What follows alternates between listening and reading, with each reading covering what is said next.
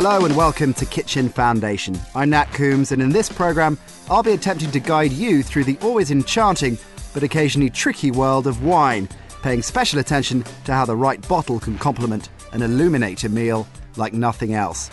As I'm more Ozzy Osbourne than Oz Clarke, I'm joined by three men whose tastes and opinions have been honed to perfection by years in their respective crafts. First up, head chef and owner of The Square, Phil Howard. Hello, Phil. Hi there. His longtime co-conspirator in taste and head sommelier at The Square, Renaud Rolland. Hello. Hello, Renaud. And Sunday Times journalist and all-round lover of wine, Bob Tyrer. Hello, Bob. Hello there. Over the next 40 minutes or so, we'll be taking a look at how wine can be described without mystifying it, its place as a key ingredient in the dining experience, how to tackle restaurant wine lists, and how to easily discover new tastes by knowing the ones you already love. We'll also have some listener questions and personal recommendations from our panel. But before we can do that, it's very definitely time to meet them and hear why we need the knowledge they're bringing to the table. So, Phil, we'll start with you. The Square has one of the most remarkable wine lists in London, and for good reason. Yeah, my partner Nigel Platts-Martin is a huge wine enthusiast, and we're in the world of trying to give great pleasure through food and wine. We have ended up and actually chose to operate at the top end of the market, and ultimately what you then want to try and produce is an all-encompassing list that just offers true wonders from the world over. From a business point of view, as a restaurateur, it's a big and important part of business. Wine is a huge subject, it drives big sales, and it is an important part of what we do. But it's obviously quite a complicated and subtle subject that you want to make sure that is pitched correctly and appropriately for your market. And so yes, wine is a hugely important part of what we do. There's immense amount of passion behind the scenes and with the vast majority of the customers that walk through the door. And so we want to offer the complete package. As a chef, as well as a restaurateur, do you find that you are in a unique bunch of chefs that values the importance of wine as an overall part of the tasting experience, or is that par for the course? Does every serious chef realise that you need to balance the two? I think all chefs actually are aware of the importance of wine, but within that it's going to vary enormously. I think our approach at The Square is actually quite uncomplicated and remarkably ungeeky. It goes with the nature of the overall product. The food at The Square, whilst it's elegant and it's sophisticated, it's actually quite straightforward. It is beautifully cooked food using, without exception, classical combinations of flavours. We're not trying to innovate, we're not trying to reinvent the wheel, we're not trying to shock, we're not trying to do anything other than give pleasure through delicious eating experience. And in many ways, the wine list and wine offering is there to complement that, and as it happens, it is in the most part a compilation of great and delicious wines. It's not trying to be clever and edgy and different and terroir led. It's trying to do the same job. But I think most chefs, like most people, enjoy eating good food and enjoy drinking good wine. It's pretty straightforward. Renaud, as the head sommelier at The Square, you're entrusted with the task of putting that wine list together. How do you begin to go about doing something like that? The list has been, since the restaurant opened 21 years ago, it started off very small, probably 50 to 60 wines. And as the year went by, we managed to build it up to a fair amount. And how many bottles do you have in the cellar now? So far at the moment, we've got 2,500 bottles. Wow. But we also have a paid stock of wine in reserve, which is pretty phenomenal. Was it a conscious decision to grow it to that size, or did it just happen because there were too many choices that you wanted to have in the collection? No, I think based on knowledge and passion for wine, Nigel Platts-Martin saw a place where we had to invest and put wine on the side. The benefits are you get the best price and the best offers, and not many restaurants can do that at the moment. Now, how many different suppliers do you work with? We work with around 60 suppliers, 60 to 80, depending on what's available. So based on the size of the list and how many suppliers you work with, how many different wines do you taste every year on a personal basis? Weekly we taste roughly about 100 wines. Wow. And that's at the restaurant, and there are many tasting around London, so there are plenty more if you would like to. It's a tough life, huh? Very tough life. Bob, what drew you to writing about wine? Have you always written about wine? No, I haven't. I've always been drinking it. I've certainly not been writing it. 4 years ago, I was at a budget meeting at the paper and the editor said to me, we can't afford our wine writer anymore.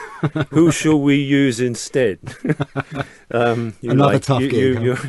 He knew me very well and he asked me to do it instead. But a lifelong passion, would you say? Yeah, since I was very young. The first time I went to France was when I was 14 and I stayed with a family down in Agen, down in southwestern France. And naturally enough, wine was at the table and the father of the family concluded that I was being a bit depressed because I was away from home. And he said, and Renaud can correct my French, le vin dissipe la tristesse. Is that right? Yeah. Very good. I got the wine. Still and then remember I this was one? lost after that. Wine cheers you up, essentially, or gets rid of your unhappiness. And it did. And it's done ever since. And since you've been writing about it, and I guess to some degree, although you're not an out-and-out wine critic per se, but you've had to, I guess, apply a different approach to it. Has that changed your experience with wine? It's added to my experience with wine. I was amazed at how, looking back over the decades of buying wine and building up a ludicrously large cellar of mediocre wine at my house, I'd actually not made choices of my own, but been led by the very slick and shrewd marketing of the wine trade, which must be the most sophisticated in the world in this country. I marked myself out as a real maverick, who found things and tracked it all down, but it was just being pushed at me quite cleverly, and still is. So that realization made me dig more deeply into the wine trade and work out exactly how it all functioned, and then writing about it, tried to demonstrate to people the amazing breadth of wine available in this country in comparison with France, most of the producing countries, even America. Okay, well, excellent to find out more about your credentials. I'm sure our listeners are duly convinced. So let's get this show on the road. And we're going to start with wine terms, because as with a lot of things which are part science and part artistry, wine has collected a huge array of terms over the years and shows no sign of stopping. Some are useful. They help to describe what you're tasting and help communicate that to people. But some can be irritating. And to use a word I learnt from a calendar, downright obfuscatory. If anyone can tell me what downright means, answered on a postcard. So in this part of the show, we're going to go around the table and ask each of our panellists which terms they love and why, and which ones get their goat. So Renaud, let's start with you. Yes. Probably the term I love the most when people ask me about wine being mineral, because that's the true aspect of what we are looking for in a wine. It's to reflect the terroir, which is the soil, the weather, and the action of the man producing the wine. The term I've hated the most is Oaky. Oaky. Yeah, because it's, absurd to want to like something which is just with one flavor, and oak should be just as part of the wine as a maturation, but not as a to develop a taste into it. Where did Oaky first start rearing its head, Bob? Has it always been around? The expression of it, I think, came with the notorious Australian Chardonnays 20-odd years ago. But obviously oak has always been there to season the flavour of the wine, but it shouldn't be particularly noticeable. I mean, in a young oak Chardonnay, lightly oak one, you get this sort of vanilla-ish sensation. But oak is something aggressive. We used to see it in Bulgarian Cabernets. That was also in the 70s. They were very aggressively oaked, and it rasped on the back of your throat. Whereas the making of the wine is the skill lies in blending all these different potential flavours together and working out how they will develop and marry each other over time. The more primitive winemakers just sort of threw the flavours at each other, bottled them and put them on the market cheaply, and the rather cheap English consumer bought them and drank them and felt very proud of them, but they're disgusting.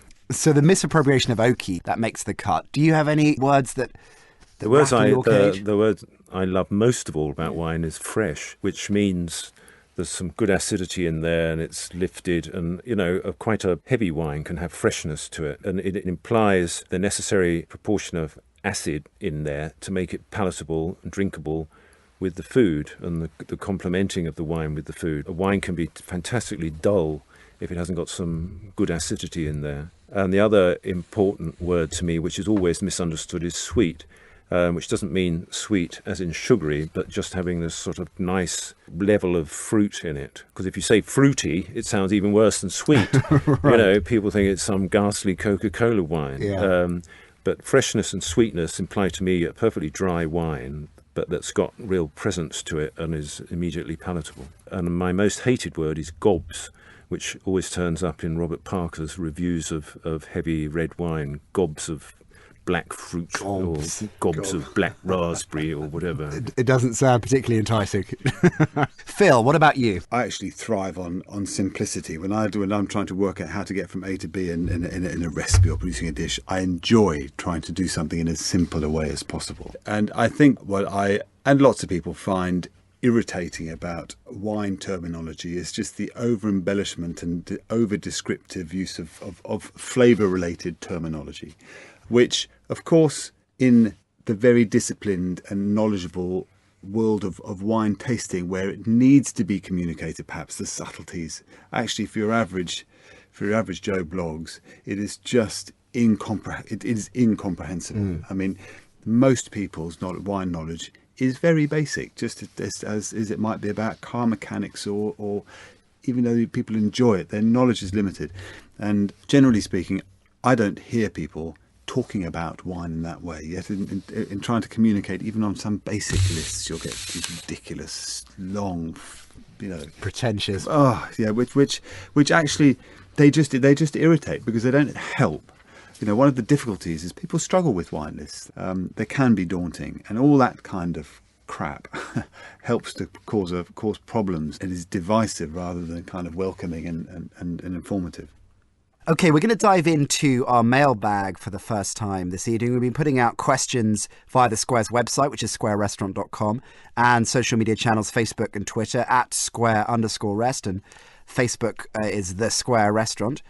So let's go into that. Renaud, these are all going to be pretty much directed at you, I'm afraid, to inform you. We'll start with Leo Sutherland. His Twitter handle is Leo_Sutherland. Says, what varieties of grape do you think we can be truly successful in growing in the south of England?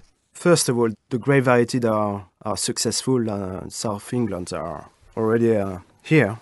Chardonnay and Pinot Noir, which are producing some great sparkling quality wine. And we've quite a few on the list, and they show great quality, as the soil terroir been similar to Champagne. So they have a great tool on hand. In the 1970s, I decided, during the heyday of self-help and all the rest of it, I decided to create a little vineyard. And I bought a house down near Tunbridge Wells and planted 100 vines, a proportion of which were called Rutum Pinot, which is a sort of clone of Pinot that was found down in a village in Kent on an old cottage. It's thought to have been here since the Romans, and probably wasn't. It was because it has furry leaves, it was thought to be Pinot Meunier, but has since been, the amphilographers, the doctors of vines, have discovered that it's true Pinot Noir, but a sort of a distant clone. And I planted this in the back garden. I then couldn't afford the time of going backwards and forwards from London there. My parents took over the house. My mother chopped down most of the vines, but left 2, and they're still going strong. I've just taken some cuttings from them and planted them in my allotment in southeast London. So I'm trying to recreate the vineyard. And I think that, as you said, the Pinot Noir does fantastically well in southern England. Obviously, the great vineyards like Nyetimber and Gusbourne near Appledore have wonderful sites where they can get wonderful wine out of them. My allotment won't be very good, but they do grow and they do fruit. And I think it's better growing those vines than the hybrids and the Seyval Blancs and all the rest of it. Fascinating. What are the main hindrances in tackling something like that? What are the main obstacles that you need to overcome, or maybe some you can't overcome? In the actual planting of them, no difficulty whatsoever. You get some cuttings, which you can get all over the place, put them in and they'll grow like mad. The problem lies in the soil, the aspect, the terroir, the potential for disease, which is not so great in this country as in other countries because we have so few vines. And then the actual skill when it comes to it of pruning your vines. I haven't the foggiest idea. If you go to Champagne and you see the men out on the hillsides pruning their vines in the middle of winter with great care, and these beautiful regimented lines of vines, then you know that anything you do here is completely hopeless. I'm going to go back into the mailbag, Renaud. And this is from someone called Random Shenanz. Again, I guess that's a Twitter handle, Phil. You never know. Maybe that was the name they were given. I live in France. Spec me a smashing red for a curry. I'm in Alsace and sweet local whites are good. I want a red option too.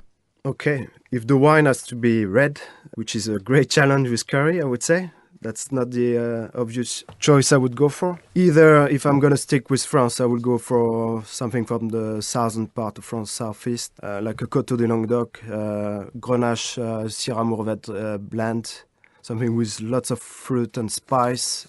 I would go for something very tannic, lots of grip, and if I had to go something outside France, we could go for a spicy Shiraz, for instance. I think would work quite well. Something fairly young with lots of vibrancy of fruit and spice. Also, one of the main wine I was thinking of would be a beautiful wine from Penedès, Priorat, Grenache based, very dry with lots of bony tannin. Or possibly we could go down to the Veneto region in Italy with a lovely wine made from dried red grapes, Amarone. That would be also an option. By the way, all of these recommendations Renaud's giving will be posting on the Square's blog when we announce the launch of this latest podcast. If you're listening to this and you want to get those recommendations and you didn't quite catch them, check out thesquarerestaurant.com on the blog. All your recommendations will be on a blog post on there. We'll be heading back to the mailbag for a couple more questions later on in the programme. Right now, though, seeing as this show is very much about where the glass meets the plate, we're going to take a look at the power wine has to set off a meal perfectly in a selection that we're calling the last ingredient. When you cook a meal at home, pick a bottle to go with it. There are basic rules which can help add that little more value to, say, Thursday night's carbonara. We're going to get into that, but also when you go to somewhere like the Square, where more than a little care and attention has gone into every single ingredient and process, it's even more important to know what will make a meal and what will mar it.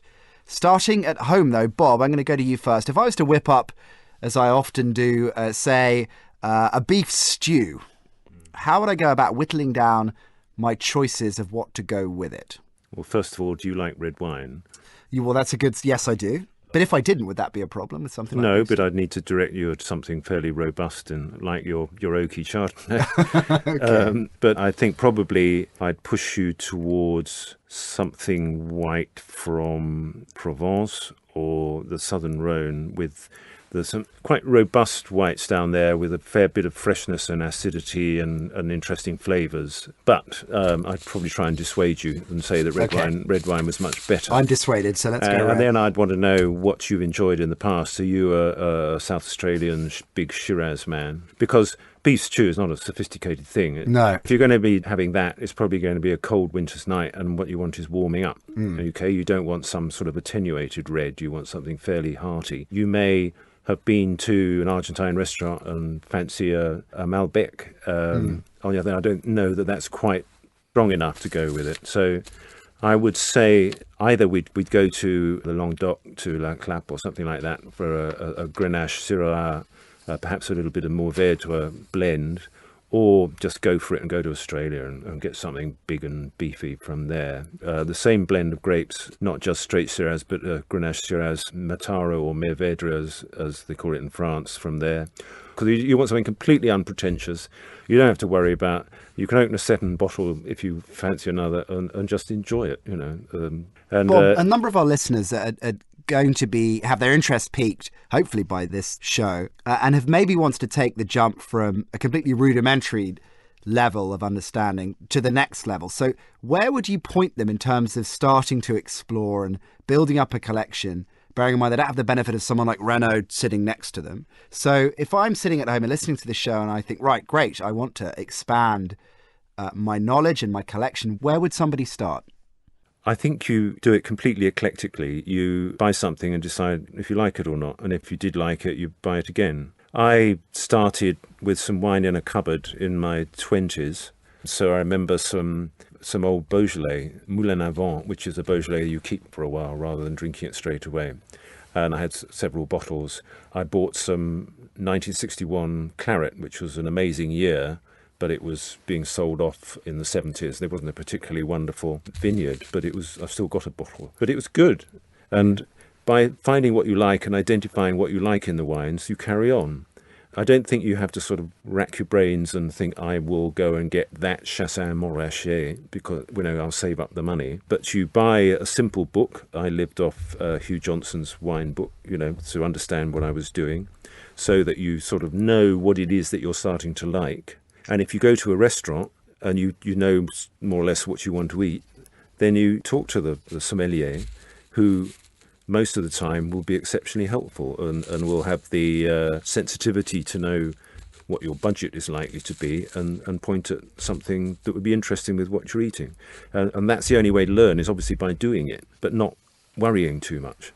Just get in there. I mean, wine is to enjoy, not to know. I think that's a really important point because, let's be honest about it. It is an immense subject, even more so these days than perhaps it was once upon a time. Now that the world to your average consumer has opened up massively, there is wine from all over the world. It is an immense subject, and the right way to tackle it surely is just to follow your tongue and things that you enjoy, and don't let ignorance sort of stifle your ability to ask a question and ask for help and ask for information and guidance, and just keep it simple. Let it grow organically and buy what you enjoy and buy more of what you enjoy, but every now and then be open-minded to try something new, and if you don't like it, put it to one side.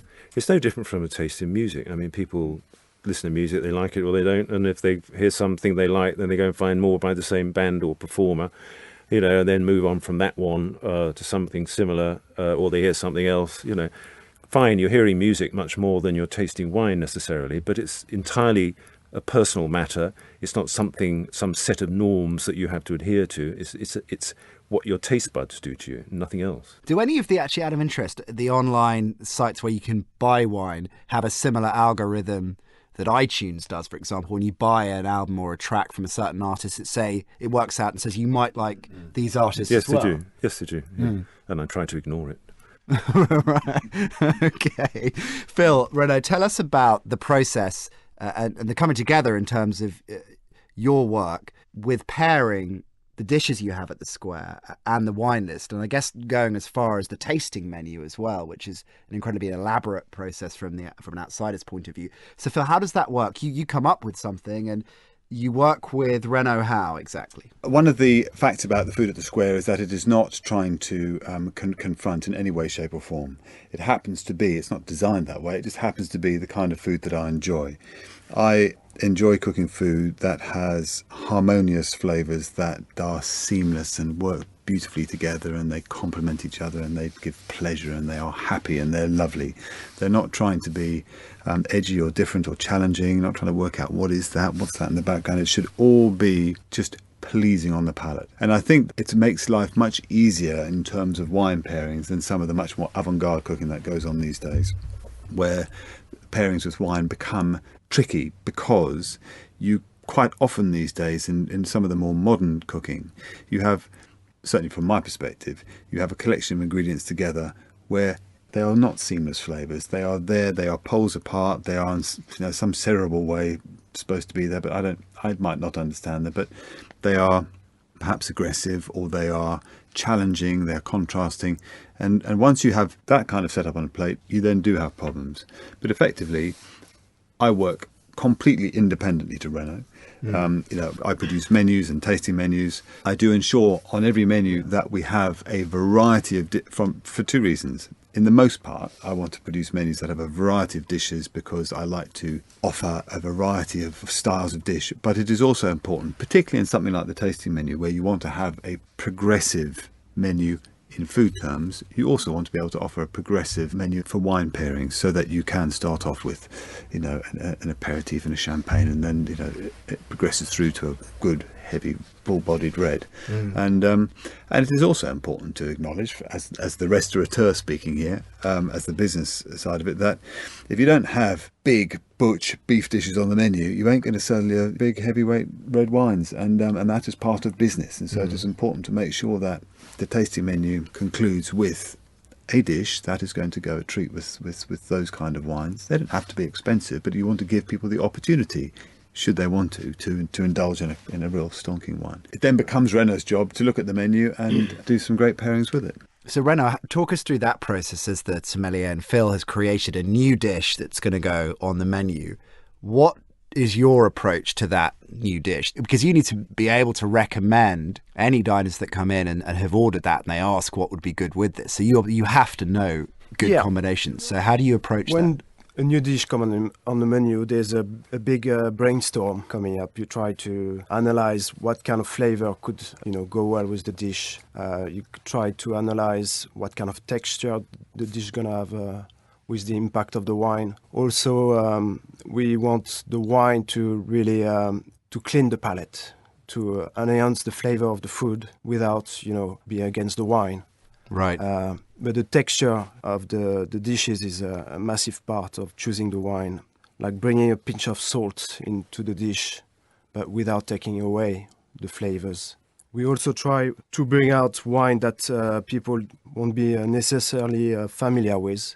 That's one of the challenge we like to put ourselves into. Sometimes it does work, sometimes it works against us, but we get the feedback from customers, and normally it works, and it's a great experience. A few more questions connected with marrying food and wine that have come from the mailbag. Michael wants to know, what about lighter reds with seafood, Renaud? Could I go for a light Pinot, like a Montrachet with seafood? You could go for Côte de Beaune, Chassagne-Montrachet, Chauray-les-Beaunes, for instance, but not necessarily Pinot Noir. You could go away from Valle d'Aoste in Italy, just down the Italian Alps, where they've grown some beautiful indigenous grape varieties, some very light red, fragrant, delicious fruit, low tannin. You could go from Austria also, which has some beautiful Blanc-Frankish Saint Laurent wine that people don't think about. And is there such a thing as too heavy for red meat, asks Susie. We don't want the wine to be too heavy. For me, I take it as a default. So being quite tannic, and as long as you have a wine that has enough acidity and freshness, too heavy is I take it as a default. So nothing too heavy as long as the wine is balanced. Okay, excellent I'd stuff. have thought that the heavy Australian reds I was talking about earlier would be wrong with your classic cuisine. It would insult it. But I don't know.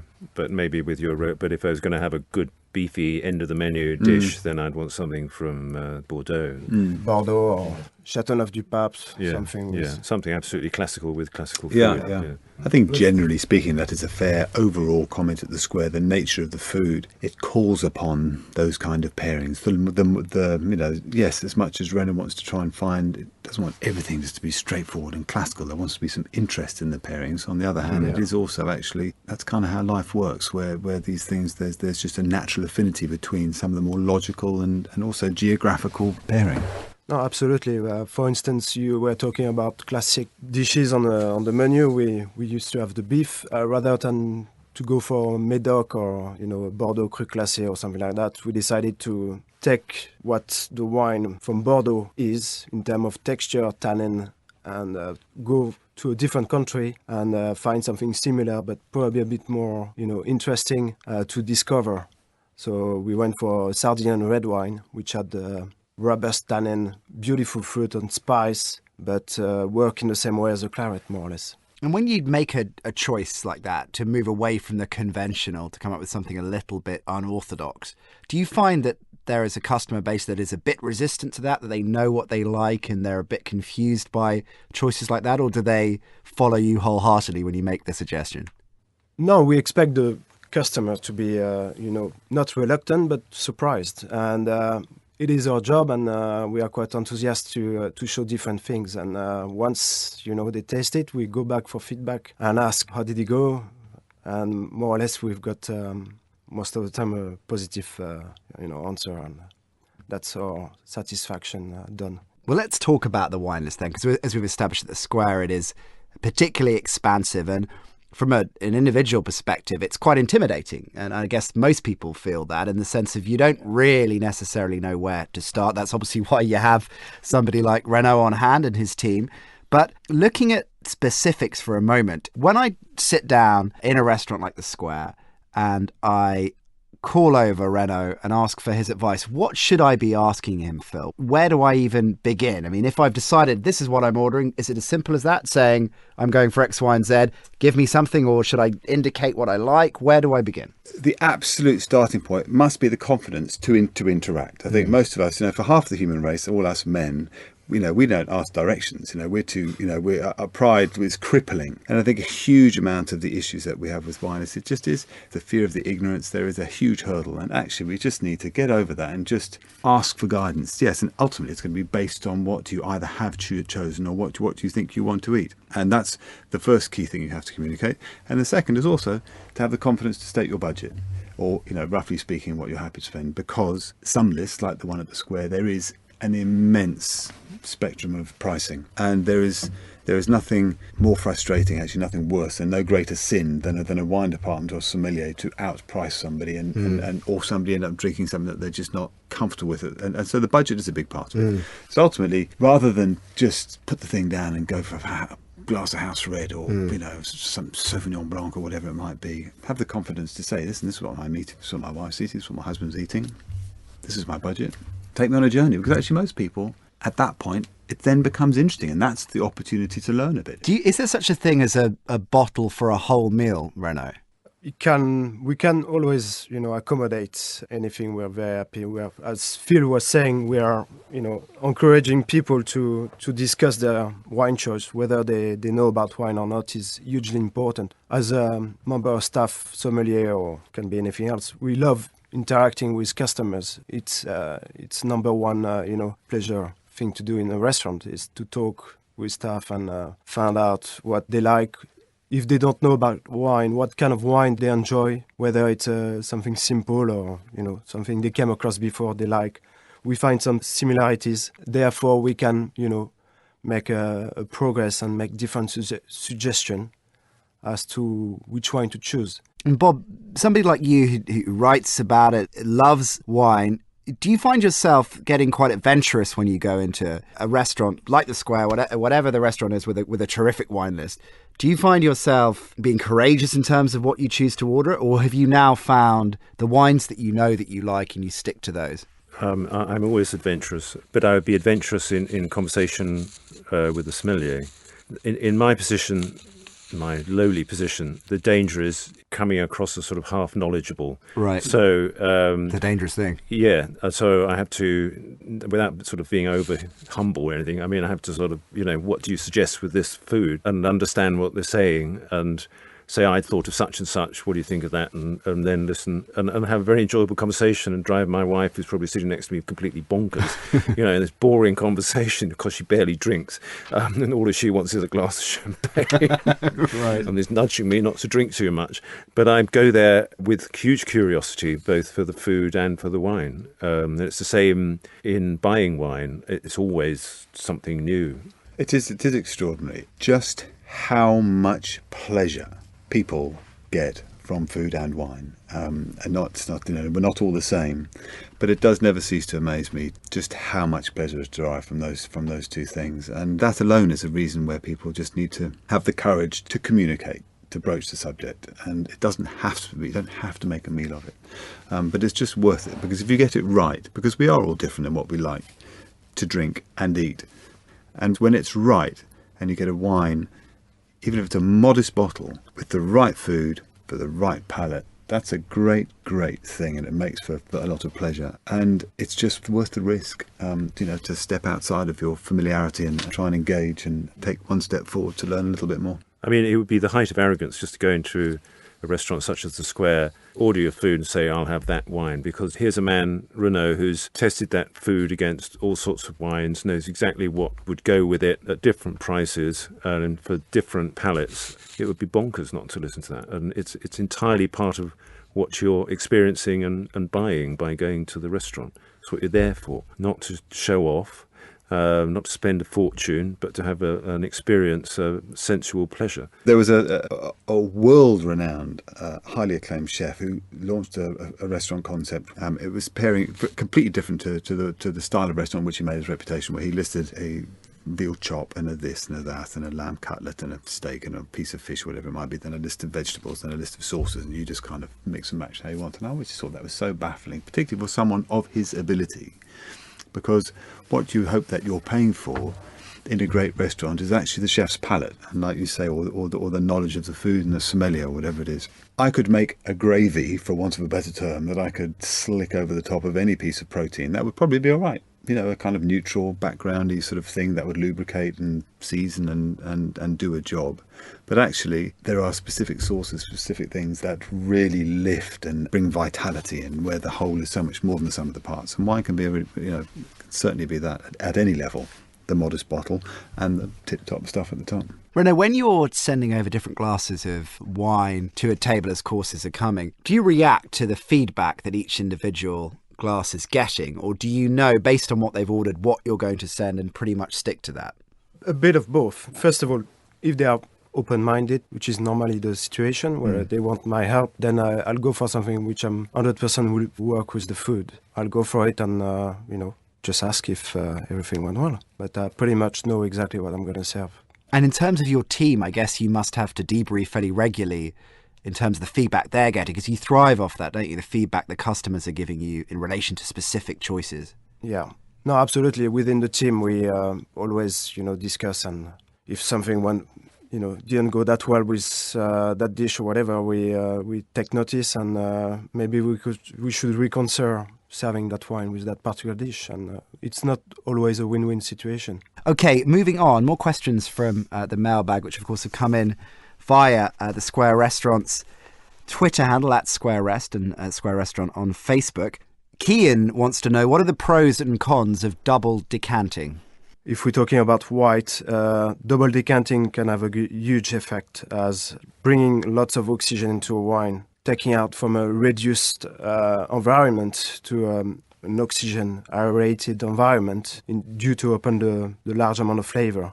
Having said that, if you are doing that procedure for a red wine that has a bit of age to it, the wine can fade away. You lose all the flavors, and you blunt the edge. You blunt the edge, exactly. Yeah. Okay, Percy wants to know, when you're only having one bottle of wine with a meal, but are having fish and meat, what would a good compromise be? Depending on the meat, whether it's high in protein or not, or white meat. If it's a red meat, I'll probably choose a red wine, nothing too heavy. I probably will ask Phil to do a lovely red wine sauce for the fish. If the meat is white, I'll go for something quite creamy, unctuous, like a Viognier from the Rhône Valley. Or could go for a lovely Chenin from South Africa. So this is not depending on the meat. What's your view of Grüne Veltliner? This is an Austrian white wine that's quite spicy, quite thick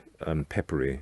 It's good with Indian food, and it would go certainly with a fish first course, and if it was white meat. Do you like it or not?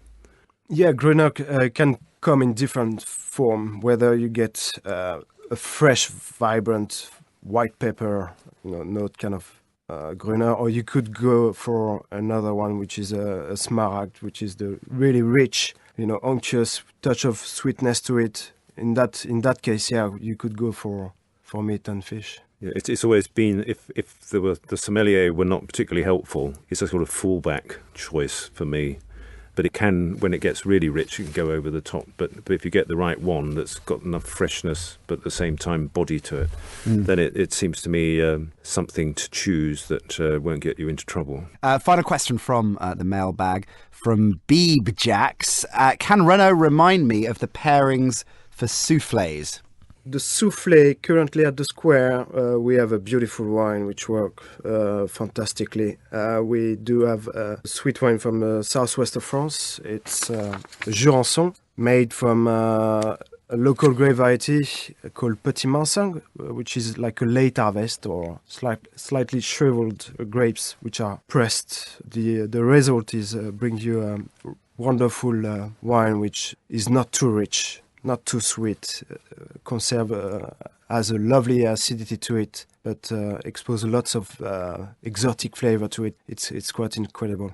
Excellent stuff. Thanks for those. I hope we've managed to sort out some of the finer points for you. Speaking of finer points, this is now the section of the show where we're going to outline a few ways to take what you already like and translate it into what you might not have tried but really should. In a section our producer, for reasons best known to himself, calls I like this, but... And then there are ellipses after that as well. I've got a list here of common or garden wines. I'm going to ask our panel what they'd recommend that's similar, but just a little bit more exotic. So, Bob, we'll start with you. Say I like a basic Cabernet. Where would I move on to from there? I'd go to Western Australia, go to the Margaret River, and if I was feeling rich, I'd buy one from Vanya Cullen. She's got all her wines are rather expensive, and the most expensive is called Diane Madeleine, and it's probably too expensive for normal folk. But there's a lesser level called Mangan, bizarre name, but it's great. Mixture, I think, of Cabernet Merlot and a bit of Malbec. You can drink it more or less straight out of the stocks, or it'll keep going for 10 years or so. Renaud, if I wanted to move on from a New Zealand Sauvignon, where would I go? Probably lots of places I could go from there, I'm guessing. Pretty obvious. I would go either for a Loire wine from Sancerre, Pouilly-Fumé, or if you like something a bit more different than this, you could go for a smaller appellation called Quincy, which has a similar character to it, fruit-driven, lots of minerality to it. There's a wine made in Spain from Rueda, from the Verdejo grape. The grapes are picked at night, I think, in the Australian way, to keep them when they're a bit unripe. And they make an aromatic, very fresh, occasionally appalling, but sometimes quite tasty, cheapish wine from it. I'd go for stick to the Sauvignon Blanc, whether it's from the Loire or from New Zealand. But that is an alternative, an attempt to make a Sauvignon Blanc type wine. Okay, interesting. How about an Argentinian Malbec? Yeah, so I would go for a classic region in France, which is Cahors, which been produced wine for thousands of years and has certainly the same variants of flavor to it, probably a bit more tannic. Longevity is there. You can beautifully age this wine for 10, 15 years and get something remarkable. Okay, now it's nearly time to wrap things up, Sally. Before we do, there are a few special things I'd like to get onto. We've been mainly talking about still wines, of course, the workhorses of the list, but what about champagnes and other sparkling wines and things like sherry and port? How do they fit in to the dining experience? Does it have to be champagne to start with and port with the cheese, or can they fit in the other way around? Renaud, let's start with you. When would you recommend champagne with a meal? Champagne come automatically with, aperitif and so on, but it can also be a great match with starters. Champagne with age. Champagne really changes dramatically when it's aged for a long time. You get so much more flavor coming through. Notoriously, you get lots of sort of truffle kind of flavor, earthy character, mushroomy, which work very well with, say, langoustine that we do on the menu. Great match also with champagne, pink champagne with dessert, raspberry, something quite light and refreshing in the summer. That's where I would place it. Phil, in terms of a chef's perspective, anything else you'd recommend as an aperitif? I don't necessarily think it's from a chef's perspective, but I think, a cracking dry sherry has also got a great role to play at cleansing the palate at the start of a meal. Okay, and speaking of start of the meal, let's flip to the end of the meal and ports. There's a great selection of ports at the Square. The process of selecting those differs from you putting together your wine list. I mean, I guess in terms of the suppliers you work with, there's a different network. So how extensive is that list? Port come in many different forms, whether you get a late bottle vintage, which is fruity, vibrant, easy to appreciate, whether you go for an older style or something with a bit more maturity, like a Colheita, for instance, which has less sugar content, but a lot more interesting flavor coming through. Or for the most, connoisseur, the great old 1970 Wars, for instance, vintage. I go for champagne at the end of the meal because it's the most wonderful palate freshener. And if you have it with a very light cheese like Langres, which comes from the east of Champagne, from the sort of rain-soaked hills, then it's the most fabulous end. Rather than heavy cheese and heavy port, I like to sort of lift myself again and go floating off into the night. Speaking of which, that just about is all the time we have for this edition of Kitchen Foundation. Plenty more to come from us throughout the year, so keep your eyes and ears peeled. I hope we've given you a few ideas on how to give your next dining experience just that little something extra. I'd like to thank our terrific panel, Renaud, Phil and Bob, for sharing their expertise. To visit the Square, you can book via squarerest.co.uk and follow on Twitter at @square_rest or via Facebook, The Square Restaurant. But that is just about that. I've been Nat Coombs, and from now on, I'll definitely be ordering the third bottle down on the list, Phil, rather than How bold. the second, How bold. my middle name. That's all from us. Thank you. Good night.